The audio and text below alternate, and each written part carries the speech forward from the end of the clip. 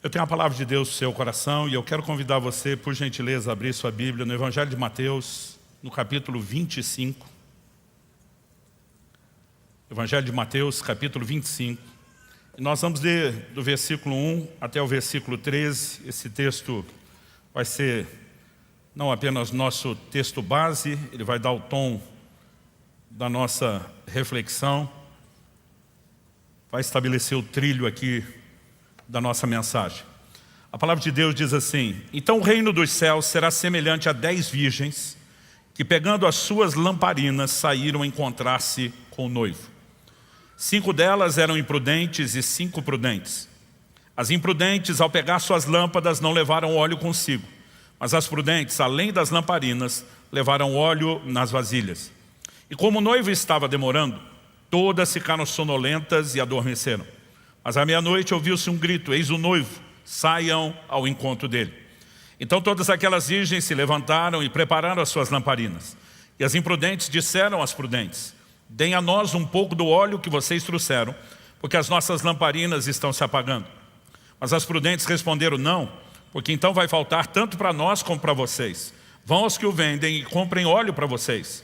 E saindo elas para comprar, chegou o noivo. E as que estavam preparadas entraram com ele para a festa do casamento. E fechou-se a porta. Se você puder, repita comigo a frase: e fechou-se a porta. Mais tarde chegaram as virgens imprudentes, dizendo: Senhor, abra a porta para nós. Mas o noivo respondeu: em verdade lhes digo que não as conheço. Portanto, vigiem, porque vocês não sabem o dia e nem a hora. Meu Deus, nós oramos no precioso e poderoso nome de Jesus, declarando não apenas nossa dependência no Senhor e na ação do Teu Espírito, o Espírito da verdade, como também pedindo que o nosso coração receba mais do que informação e orientação dos preceitos da Tua Palavra, tão importantes, tão necessários, ó Deus, à nossa razão, mas que o Senhor nos leve além disso. O Senhor nos leve a um lugar de percepção espiritual, de discernimento, de despertamento, que os nossos olhos se abram pela ação e a aplicação prática e poderosa do Senhor em cada um de nós.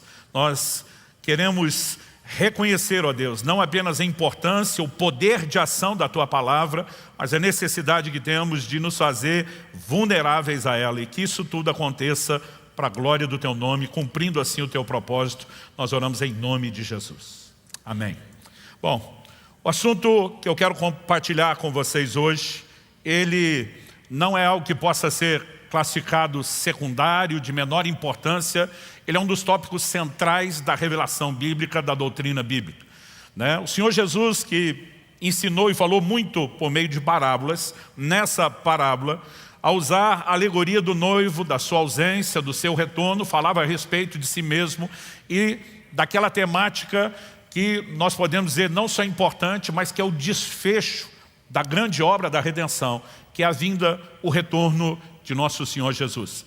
Ao olhar para esse texto, a minha primeira pergunta e questionamento prático é: quais verdades Jesus queria deixar claro para mim e para você através dessa parábola? Evidentemente, a palavra de Deus é rica, é profunda, né? E às vezes você pode pegar detalhes e gastar tempo cavando, mas em linhas gerais, eu vejo Jesus enfatizando pelo menos 3 coisas que eu quero dar atenção aqui. Primeiro é a mensagem bíblica, recorrente, enfática, importantíssima, de que Cristo, o noivo prefigurado nessa alegoria, voltará. Segunda mensagem: seus discípulos devem viver em prontidão para esse momento. Isso também é indiscutível quando, o verso 10 diz que aquelas que estavam preparadas entraram com ele para a festa do casamento. Mas depois a porta fechou-se e as que não estavam prontas ficaram de fora. E a conclusão que o Senhor Jesus usa no verso 13, portanto vigiem, Em outras palavras, cuidem, preparem-se para esse dia. Terceiro e último lugar, a negligência quanto a esse cuidado, vigilância proposta por Jesus, não apenas terá sérias consequências, mas é apresentada por nosso Senhor quando fala de uma porta fechada como sendo irreversível. Então, eu quero construir o trilho dessa mensagem, que não apenas nos lembra do retorno de Jesus, da importância de preparação, mas da consequência de que ninguém brinque com isso, que no final será a porta fechada. Eu vou usar essa expressão que repetimos, fechou-se a porta, como tema da minha mensagem hoje. Que essa não seja a minha, nem a sua realidade naquele dia, mas que essa instrução nos poupe, nos guarde e nos faça corresponder ao ensino de Jesus. Então, eu quero em primeiro lugar começar abordando aquilo que eu gosto de chamar do principal evento no calendário de Deus. Quando falamos do calendário de Deus, daquilo que aguardamos, qual é o principal evento? Um casamento. E esse casamento, na verdade, é a alegoria bíblica para falar do retorno de Cristo para a sua igreja. Ele é apresentado, não apenas nessa parábola, mas em vários textos bíblicos como noivo, enquanto que a igreja é apresentada como a noiva. Em Apocalipse, no capítulo 19, no verso 7, a Bíblia diz: alegremo-nos, exultemos e demos-lhe a glória, porque chegou a hora das bodas do Cordeiro e a noiva dele já se preparou. Nós estamos entrando na reta do desfecho do livro do Apocalipse, o desfecho da redenção, e quando o Senhor Jesus está na iminência do seu regresso, a notícia é dada. As bodas, a palavra boda significa casamento, festa de casamento, As bodas do Cordeiro, do casamento de Cristo chegou, e a sua noiva já se preparou. A Bíblia também não daria notícia de uma noiva preparada se a preparação não fosse importante, não fosse um requisito. Então, eu quero começar pelo regresso do noivo. Além do próprio ensino de Jesus, aqui em Mateus 25, que nós lemos, aliás, depois nós vamos dar uma olhadinha aqui, nos versículos anteriores do capítulo 24, nos posteriores do capítulo 25, em várias parábolas, Jesus fala bastante a respeito do assunto da sua vinda. Nós temos, ao longo das Escrituras, promessas claras. A primeira delas que eu quero citar, dos lábios do próprio Jesus. João capítulo 14, versículo 2 e 3. Ele diz: na casa de meu pai há muitas moradas. Se não fosse assim, eu já lhes teria dito, pois vou preparar um lugar para vocês. E quando eu for e preparar um lugar, voltarei e os receberei para mim mesmo, para que onde eu estou, vocês estejam também. Então o Senhor Jesus está dizendo: me ausentarei em favor dos seus próprios interesses, para preparar o lugar e a morada de vocês. Mas da mesma forma como vou, eu volto buscá-los, para que onde eu esteja, vocês também estejam. No verso 18 de João 14, ele afirma: não deixarei que fiquem órfãos, voltarei para junto de vocês. Essa promessa nos foi feita pelo próprio Cristo. Aliás, em Lucas, no capítulo 12, no verso 27, Jesus diz: então verão o Filho do Homem vindo numa nuvem com poder e grande glória. Como eu disse, Jesus falou muito a respeito do assunto do seu retorno. Reafirmou várias vezes a sua promessa de que retornaria. Em Atos, no capítulo 1, dos versículos 9 a 11, nós temos um momento onde Nosso Senhor, já ressuscitado, depois de aparecer por 40 dias, após sua ressurreição aos discípulos, calibrando a mensagem do reino de Deus, agora é assunto aos céus, elevado diante de seus olhos. E a Bíblia descreve esse momento exatamente assim. Atos 1, de 9 a 11. Depois de ter dito isso, Jesus foi elevado às alturas à vista deles, e uma nuvem o encobriu dos seus olhos. Estando eles com os olhos fixos no céu, enquanto Jesus subia, eis que 2 homens vestidos de branco se puseram ao lado deles e lhes disseram: homens da Galileia, por que vocês estão olhando para as alturas? Esse Jesus, que foi levado do meio de vocês para o céu, virá do modo como vocês o viram subir. No momento em que Nosso Senhor parte, a primeira mensagem clara, anjos aparecem ao lado deles, dizem: por que vocês estão olhando para o céu dessa forma? Eles simplesmente reafirmam tudo aquilo que Jesus vinha dizendo: da mesma forma como vocês o viram ir, Ele voltará. Aliás, quando a Bíblia diz da mesma forma, eu lembro quando garoto, meu pai ensinava essas coisas para a gente em casa, usando a linguagem do videocassete da época, quando a gente rebobinava a fita. Vocês lembram disso? Meu pai dizia: olha, imagina que você tocou o play, Jesus está subindo, uma nuvem o encobriu. A volta será como passar a cena ao contrário. Nós vimos Jesus declarando que Ele vem com as nuvens. Da mesma forma como ele foi encoberto nas nuvens aparecerá. Nesse dia, em Atos capítulo 1, a Bíblia diz que eles estavam no Monte das Oliveiras. Esse foi o lugar de onde Jesus foi elevado aos céus. Zacarias capítulo 14, falando do dia da vinda gloriosa de Cristo, do dia do Senhor, diz: naquele dia os seus pés estarão no Monte das Oliveiras. Do lugar de onde ele sai, é exatamente o lugar onde ele volta. A mesma cena se manifestará. E nós temos isso como promessa que é repetida nas Escrituras. Os apóstolos também falaram a respeito do assunto. Paulo, escrevendo aos Tessalonicenses, diz em 1 Tessalonicenses 4, de 15 a 18: e pela palavra do Senhor lhes declaramos o seguinte: nós, os vivos, que ficamos até a vinda do Senhor, de modo nenhum precederemos os que dormem. Porque o Senhor mesmo, dada a sua palavra de ordem, ouvida a voz do arcanjo, ressoada a trombeta de Deus, descerá dos céus, e os mortos em Cristo ressuscitarão primeiro.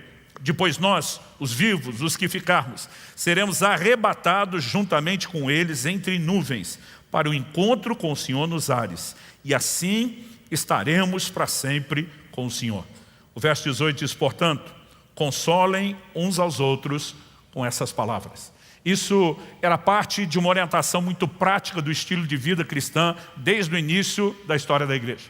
Quando era garoto, eu me lembro, em especial a década de 80 até o início de 90, a igreja daquela época falava muito mais sobre a temática da vinda de Jesus, pregava, cantava sobre esses assuntos muito mais do que fazemos hoje. Às vezes percebo que alguns ensinadores, até desprovidos de entendimento bíblico básico, eu diria, eles se tornam até críticos, céticos de pessoas que estão abordando um assunto que Nosso Senhor, os apóstolos e as Escrituras largamente apresentam. Nós não podemos olhar para o assunto da vinda de Jesus e dizer que não é um assunto de importância. Uma promessa dessa monta, com o nível de desfecho do plano da redenção que ela significa, não pode ser ignorado. Mas não é apenas saber que isso acontecerá. A Bíblia, ao mesmo tempo que faz a promessa, ela não queria somente nos notificar de como as coisas vão encerrar um dia. Ela queria gerar em nós uma expectativa. Nós lemos na própria parábola de Jesus que a reação daquelas virgens imprudentes, insensatas, é porque o noivo demorou. Em alguns momentos, Jesus sinaliza nas suas parábolas que sua vinda não seria tão rápida. Mas mesmo assim, desde a primeira geração de crentes, cada um deles foi instruído a viver na iminência do regresso do Senhor a qualquer momento. E há uma razão para que, mesmo não tendo planejado voltar tão depressa, o Senhor quis que cada geração alimentasse essa expectativa. Nós precisamos viver nessa expectativa, no aguardo, na esperança do retorno de Cristo. Em Filipenses, no capítulo 3, versos 20 e 21, o apóstolo Paulo diz, nossa pátria está nos céus, de onde aguardamos um Salvador. Essa expressão, de onde aguardamos, ele diz, nós estamos de olho naquele que dos céus, assim como para lá foi, voltará. De onde aguardamos o Salvador, o Senhor Jesus Cristo, o qual transformará o nosso corpo de humilhação para ser igual ao corpo da sua glória, segundo a eficácia do poder que ele tem, de até subordinar a si todas as coisas.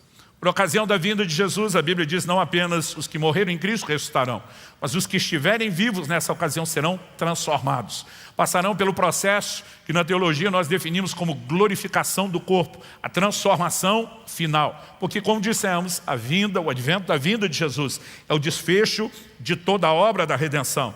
E quando Paulo diz, nossa pátria está no céu, de onde aguardamos, isso fala da atitude que eu e você devemos ter diante da promessa, a expectativa do seu retorno.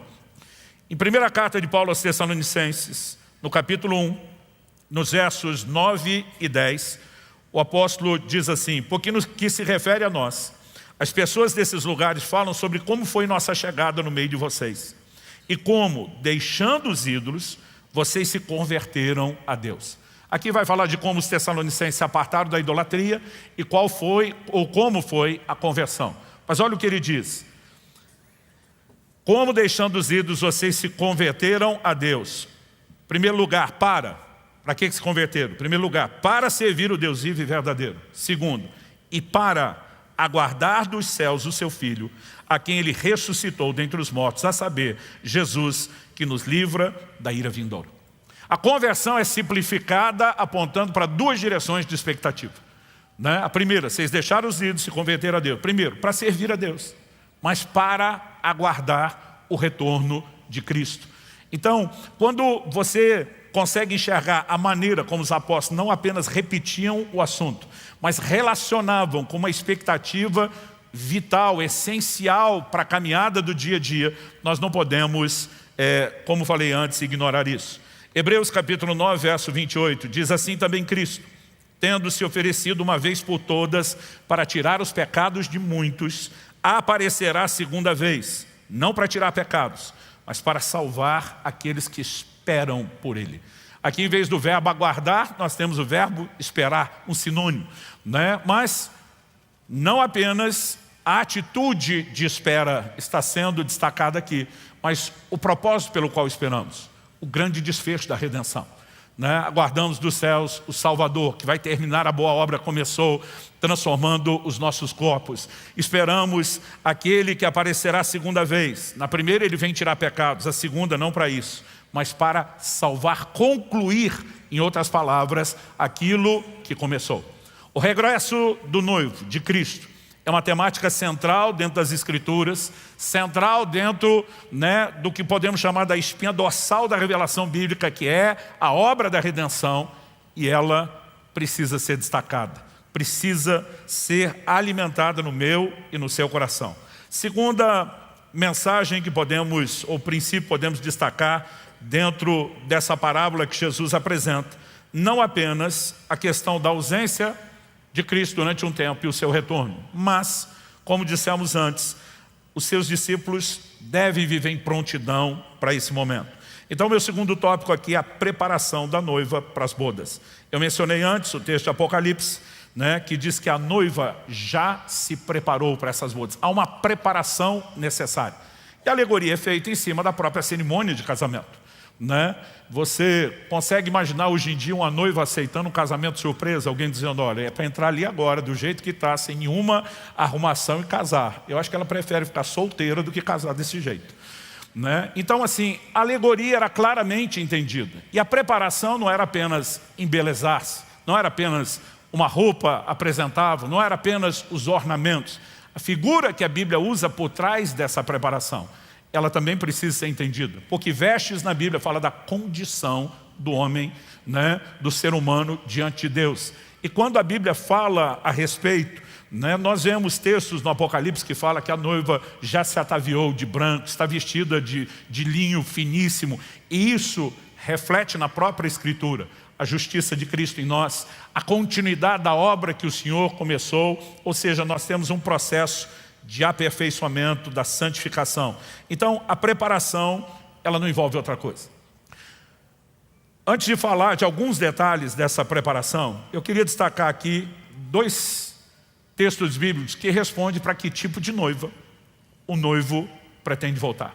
Nós vimos na parábola, né, ele usa ali a expressão plural, o que quando criança me assustava, eu ficava tentando imaginar alguém casando com 10 mulheres de uma vez só, né? Eu não conseguia pensar no que significava o simbolismo, mas nós temos evidentemente um grupo que estava ali e foi considerado pronto e preparado, um grupo que não. O que estava pronto e preparado pôde desfrutar do noivo, da festa, do casamento. O que não, o assunto que eu vou abordar depois, ficou do lado de fora, e isso não era uma medida temporária.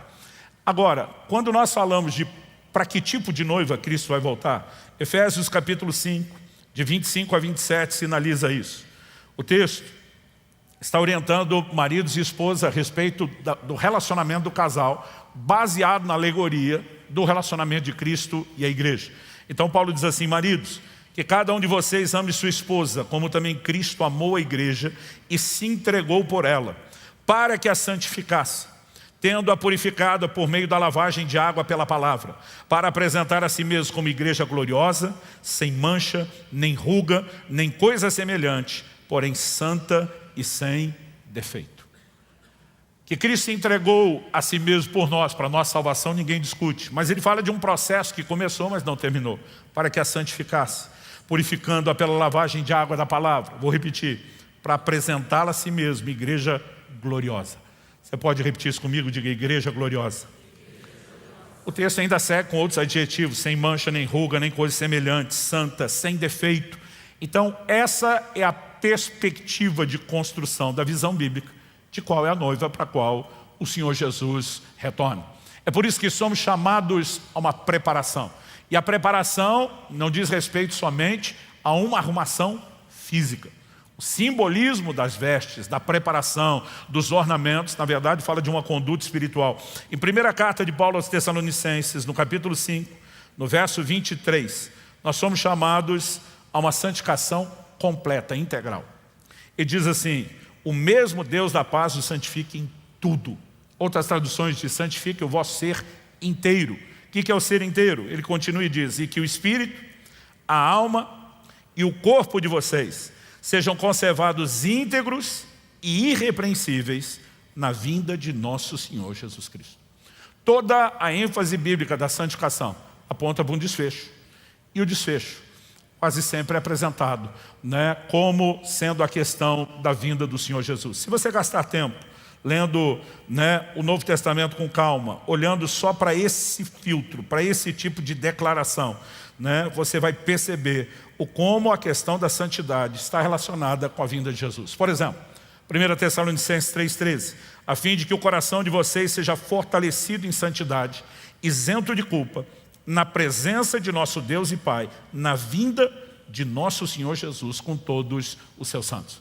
Sempre a relação da santificação, ela não é simplesmente continuar aquilo que começou com a conversão, mas é continuar com um propósito, é visando o grande desfecho, o dia desse casamento que requer de mim e de você que sejamos prontos. Então, quando a Bíblia fala a respeito da vinda de Jesus, ela não queria apenas informar que haverá um retorno. Ela queria, por meio de alimentar em nós a promessa, a importância do entendimento do que significa isso, gerar dessa forma em mim e você uma resposta. Qual é essa resposta? A Bíblia fala a respeito de diversas coisas, se misturam, se intercalam, mas basicamente, tudo se resume a essa preparação, ao estado de prontidão. Várias vezes, por exemplo, a ênfase bíblica recai na palavra vigilância, atenção.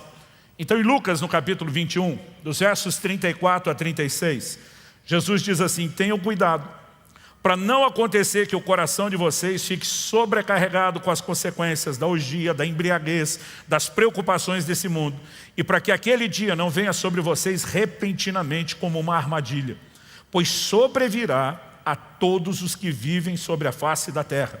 Portanto, vigiem o tempo todo, orando, para que vocês possam escapar de todas essas coisas que têm que acontecer e para que possam estar em pé na presença do Filho do Homem. A orientação de Jesus é claro: tenham cuidado, vigiem o tempo todo orando.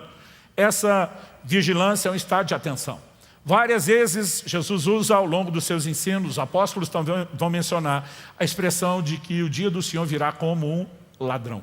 Significa sem aviso, não há aviso prévio, pode acontecer a qualquer momento.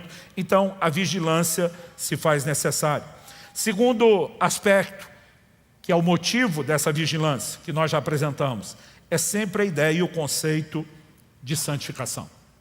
Prestar atenção na maneira como nós vivemos. Aliás, o que nós lemos em Lucas 21 fala exatamente do cuidado de não se distrair com as questões relacionadas ou preocupações da vida ou empolgações e deleites da carne que nos façam tirar os olhos do foco, do alvo para o qual eu e você devemos nos mover.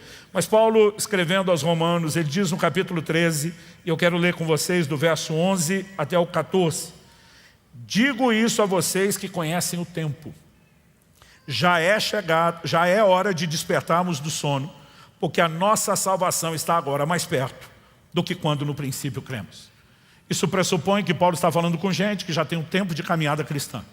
Ele está dizendo: gente, quanto mais o tempo passa, mais próximo nós estamos do retorno do Senhor. Mas ele não apenas usa essa expressão, ele diz a nossa salvação, porque como dissemos, esse é o grande desfecho. Está agora mais perto do que quando no princípio cremos. Agora, a linguagem que ele usa: vai alta a noite e o dia vem chegando. Que dia é esse?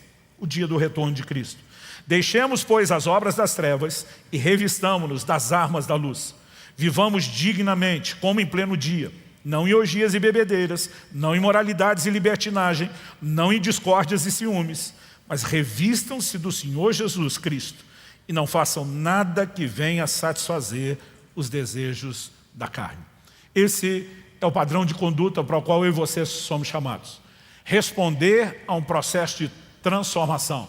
Não é instantâneo, ele é gradual, ele é progressivo. A Bíblia diz que somos transformados de glória em glória, né, na imagem do Senhor Jesus pelo Espírito Santo, mas isso não é algo unilateral que dependa só de Deus. Há uma resposta necessária da minha parte, da sua parte, de cada um de nós. Tanto que ele diz, revistam-se do Senhor Jesus. Não façam nada que venha satisfazer os desejos da carne. Posicionem-se. Então, toda essa ideia de vigilância em relação ao pecado, em relação àquilo que nos distrai, em relação àquilo que nos desconecta do Senhor. Uma ideia que também é usada nas Escrituras algumas vezes, tem a ver com guardar as vestes. Apocalipse capítulo 19, capítulo 16, diz no verso 15, palavras do próprio Jesus, eis que venho como vem o ladrão.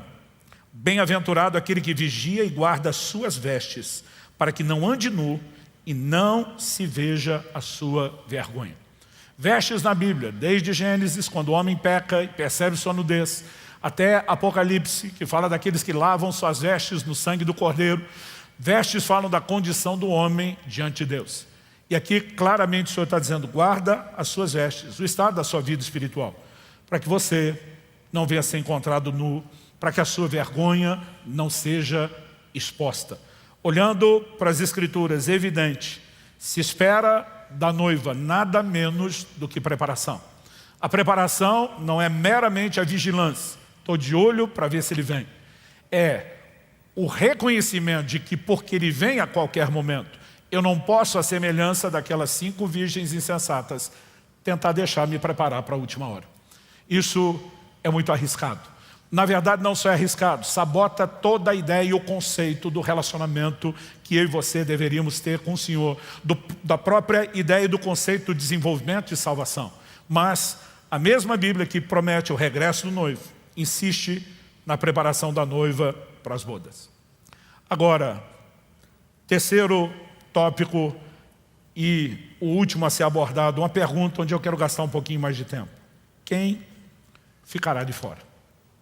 Porque nós vimos que 5 virgens prudentes entraram, mas as 5 imprudentes, ou dependendo da versão chamada insensatas, não entraram. A Bíblia diz, fechou-se a porta. E depois, quando elas vêm bater implorando para que abra, não há uma nova oportunidade. Pelo contrário, há uma declaração, eu não vos conheço. O que significa que quem perder essa oportunidade não terá segunda chance. Isso não é em nada diferente daquilo que a Bíblia já ensina quando fala a respeito da preparação, por exemplo, para o dia da morte. Nós somos parte de uma geração que, porque permanece viva, estamos aguardando a vinda do Senhor. Antes de nós, há inúmeras gerações de pessoas que viveram na iminência do regresso do Senhor, não tiveram o encontro tão esperado com Ele, mas em algum momento, antes do Senhor vir, eles é que foram. E a verdade é que eu e você temos que viver em estado de prontidão, porque em algum momento nós vamos encontrar o Senhor. Não sabemos se conosco indo ou com Ele vindo, mas esse encontro em algum momento acontecerá. E não importa se pelo dia da morte ou pelo dia do retorno de Cristo, ninguém sabe quando isso acontece. Seria insensato alguém dizer, lá pelos 80 e tantos anos de idade, eu vou cuidar da minha vida espiritual, porque pode ser que nesse momento eu vá partir para o encontro com Cristo. E pode ser que você vá bem mais cedo e totalmente despreparado. Então nenhum de nós deixaria isso para o último momento. Quando nós falamos do assunto da vinda de Jesus, não é em nada diferente. Só que ao longo da história da igreja, nós temos percebido a tentativa de falsos mestres, né, de criar subterfúgios, escapes. Então, criou-se uma doutrina que não está na Bíblia, que foi sustentada pela igreja romana durante muito tempo, do tal do purgatório.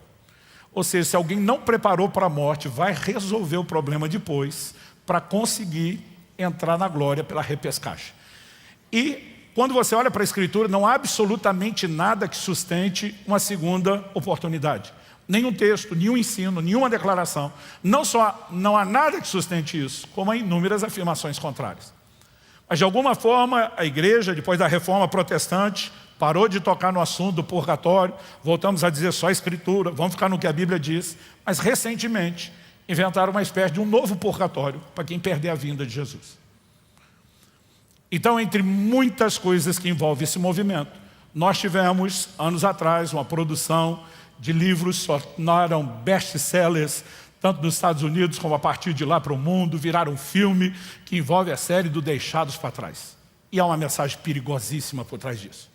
Porque basicamente a coisa está insinuando que se você não se preparar, tem um jeito de consertar. É só sofrer para resolver depois no sofrimento. E eu quero te dizer que as coisas não são exatamente da forma como estão dizendo. Tem pessoas dizendo que está tudo bem, você perdeu o arrebatamento, você dá um jeito de resolver depois de outra forma. E a Bíblia não sinaliza isso. A Bíblia diz para aquelas que não estavam prontas, a porta fechou. E depois a porta não se abrirá. Isso é aspecto inegociável dentro da doutrina cristã. E a gente precisa entender isso. Para entender melhor o que Jesus está ensinando aqui em Mateus 25, para mim, a própria menção da porta fechada, e foi por isso que eu tomei isso como tema da mensagem hoje, para que não haja dúvidas a respeito da seriedade do assunto, né, para quem não estiver pronto e preparado. Mas se você olhar as parábolas do capítulo anterior e as parábolas do capítulo, né, que nós lemos aqui, que foi Mateus 25, as duas últimas de Mateus 24. Depois temos o nosso texto básico, é Mateus 25, de 1 a 13. E depois as outras parábolas que Jesus conta em Mateus 25, todas sustentam exatamente a mesma linha de raciocínio. Então me permita ler alguns desses textos. O primeiro deles, Mateus 24, de 36 a 44. Jesus falando sobre o dia da sua vinda, ele diz: mas a respeito daquele dia e hora ninguém sabe, nem os anjos dos céus, nem o Filho, senão o Pai. Pois assim como foi nos dias de Noé, assim será também a vinda do Filho do Homem. Pois assim como nos dias anteriores ao dilúvio, comiam, bebiam, casavam, davam-se em casamento, até o dia em que Noé entrou na arca e não o perceberam, até que veio o dilúvio e levou a todos, assim será também a vinda do Filho do Homem. E assim como não houve segunda oportunidade na época de Noé, não haverá segunda oportunidade no exemplo e alegoria que Jesus está propondo sobre a sua vinda. Ele continua e diz assim: então 2 estarão no campo, um será levado, o outro será deixado. 2 mulheres estarão trabalhando no moinho, uma será levada, a outra será deixada. Portanto vigiem, porque vocês não sabem em que dia virá o Senhor de vocês. Porém considerem isso: se o pai de família soubesse a que hora viria o ladrão, vigiaria, não deixaria que sua casa fosse arrombada. Por isso, estejam também vocês preparados, porque o Filho do Homem virá a hora em que vocês menos esperam. Se você puder, por gentileza, repita isso comigo, diga: por isso, estejam também vocês preparados, porque o Filho do Homem virá a hora em que vocês menos esperam. Agora me ajuda a entender isso. O tempo todo Jesus diz: vigia, vigia, se prepara. Aí a gente diz: mas se não vigiar, nós damos um jeito. Não foi isso que ele disse. O exemplo é claro, apresentado por ele, que não haverá jeitinho. Vamos continuar. Agora, Mateus 24, 45 a 51. Outra parábola. Quem é, pois, o servo fiel e prudente, a quem o Senhor deixou encarregado os demais servos para lhes dar o sustento a seu tempo? Bem-aventurado aquele servo a quem o seu Senhor, quando vier, achar fazendo assim. Em verdade lhes digo que lhe confiará todos os seus bens. Mas o que acontecerá se aquele servo, sendo mau, disser consigo mesmo: meu Senhor demora para vir, e começar a espancar seus companheiros, a comer e beber com os bêbados? Virá o Senhor daquele servo em dia em que não espera, em hora que não sabe, irá aplicar-lhe um castigo severo, condenando-o com os hipócritas. Ali haverá choro e ranger de dentes. Tem espaço de segunda oportunidade para você aqui? Não. Choro e ranger de dentes apontam para um único lugar: condenação eterna do inferno, para esse servo mau. Depois da parábola que nós lemos, de Mateus 25, 1 a 13, nós temos, e eu não vou ler as próximas 2 parábolas inteiras, porque são textos maiores, nós temos a parábola dos talentos e temos também o chamado julgamento das nações. A parábola dos talentos, cuja prestação de contas acontece no regresso do rei para os seus servos. O servo infiel teve qual destino? Mateus 25, 30 diz: quanto ao servo inútil, lancem-no para fora, nas trevas. Ali haverá choro e ranger de dentes. Terminou bem para você? Para mim não. Julgamento das nações. Na sequência, Jesus fala que serão trazidos diante deles, todas as nações. Ele vai separar à sua direita as ovelhas, as esquerdas, os cabritos. E a aplicação final, Mateus 25, 41. Então o rei dirá também aos que estiverem à sua esquerda: afastem-se de mim, malditos, para o fogo eterno, preparado para o diabo e seus anjos. Em todas essas orientações, aqueles que não estavam prontos para a sua vinda foram colocados de fora, sem chance de consertar. Isso não é coincidência. Nós estamos falando de 5 parábolas enfileiradas, ensinando exatamente a mesma coisa. Aqui nós não temos mera repetição, nós temos ênfase. E evidentemente o Senhor esperava que nós entendêssemos isso. O apóstolo João escreve na sua primeira epístola e diz em 1 de João 2, 28. E agora, filhinhos, permaneçam nele. Permaneça não é apenas comece a caminhada. É a continuidade, é a fidelidade, é a perseverança. Então ele diz, e agora, filhinhos, permaneçam nele. Para que quando ele se manifestar, o que significa se manifestar? Quando ele, Cristo, se revelar, ou seja, a Bíblia está falando do seu retorno, para que quando ele se manifestar, tenhamos confiança e não sejamos envergonhados, tendo de nos afastar dele no dia da sua vinda. Ou seja, quem não permanecer nele, não terá confiança, será envergonhado e será afastado dele no dia da sua vinda. A lógica é muito clara. O livro do Apocalipse, no capítulo 3 e no verso 11, palavras do próprio Jesus: venho sem demora, conserve o que você tem, para que ninguém tome a sua coroa. A ideia de coroa é apresentada como recompensa. Quando o Senhor diz, conserve o que você tem, para que ninguém tome aquilo que é teu, para que ninguém tome a sua recompensa, a sua coroa. É evidente que isso pode ser perdido. E essa advertência é feita no contexto do anúncio da sua vinda. Venho sem demora. O que eu e você precisamos entender ao olhar para uma parábola como essa? De que não apenas o assunto do retorno de Cristo é algo importante, mais sério do que temos mensurado, em que em algum momento, certamente, isso acontecerá. Mas que a razão pela qual desde as primeiras gerações, o Senhor quis que cada geração vivesse nessa expectativa, nessa esperança, no retorno iminente do Senhor, que pode acontecer a qualquer hora. É porque Ele queria que essa informação e entendimento impactasse, norteasse o nosso estilo de vida, o nosso comportamento. Ou seja, que nós vivêssemos uma vida de preparação para essa grande celebração. Mas que todos aqueles que negligenciarem o cuidado fiquem claramente advertidos de que as consequências serão sérias e serão irrevogáveis. Olhando para as Escrituras, não há como concluir outra coisa. Em Apocalipse 22, 20, um dos últimos versículos da Escritura, nós temos a palavra do próprio Jesus que diz assim: aquele que dá testemunho dessas coisas diz, certamente venho sem demora. A resposta de João ao terminar o livro: amém. Vem, Senhor Jesus. Essa expressão, vem, Senhor Jesus, uma expressão que passou a ser muito usada pela igreja desde o seu início. Era uma expressão no aramaico, maranata, maranata, nosso Senhor vem. O tempo todo eles declaravam isso, como um lembrete da sua fé, como um clamor pelo retorno do seu Senhor e o desfecho da obra da redenção, e uma maneira de se manterem conscientes. E eu e você precisamos compreender isso. O retorno de Jesus não deveria ser só aguardado. Ele deve ser desejado, ele deve ser amado. Aliás, eu diria amado e não temido. Tem crente que tem até medo de ler o livro do Apocalipse. Não, pastor, vai dar ruim demais esse negócio no final, não quero nem saber o que vai acontecer. Como se fosse um assunto a ser temido. Temido para aqueles que não estão se preparando para esse dia. Deveria ser desejado para todos aqueles que anseiam esse dia. Olha o que o apóstolo Paulo diz em 2 Timóteo 4,8. Desde agora me está guardada a coroa da justiça que o Senhor reto juiz me dará naquele dia. E não somente a mim, mas também a todos os que amam a sua vinda. Há uma recompensa.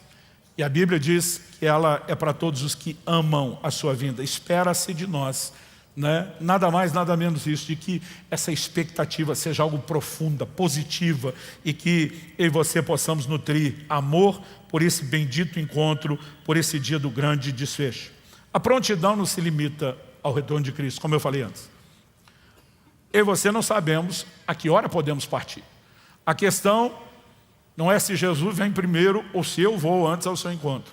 É que seja um, seja outro, nós precisamos estar preparados. A vida cristã é para ser vivida em período integral. Não há estações de preparação em reta final.